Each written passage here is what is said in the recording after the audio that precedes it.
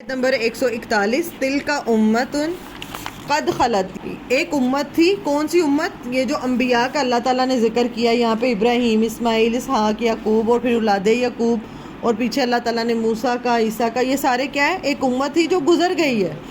لہا ما کسبت، اسی کے لیے جو اس نے کمایا، وَلَكُمْ مَا كَسَبْتُمْ، اور تمہارے لیے جو تم کما رہے ہو، جو تم نے کمایا. وَلَا، اور نہ، تُسْأَلُونَ، تم سوال کیے جاؤ گے، اَمَّا كَانُوا يَعْمَلُونَ، اس بارے میں جو تھے وہ عمل کرتے.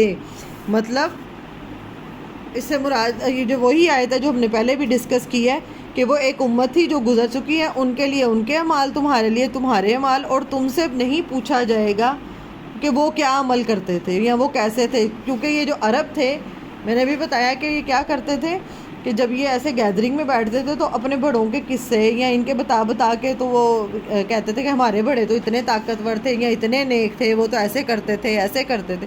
تو وہ تو گزر گئے، ان کے نیک اعمال تو گزر گئے، وہ تو لے گئے. تم نے کیا کیا؟ تم کیا کر رہے ہو؟ انہوں نے کیا کیا وہ تم سے تھوڑی پوچھا جائے گا. بالکل.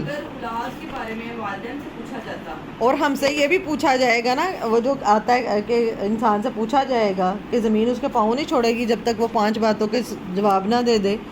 وقت کہاں گزارا، جوانی کن کاموں میں گزاری، مال کہاں سے کمایا، کہاں خرچ کیا، جو علم اللہ تعالیٰ نے دیا تھا اس پہ کتنا عمل کیا.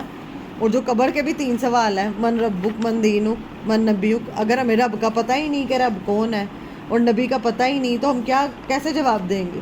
ایک امتحان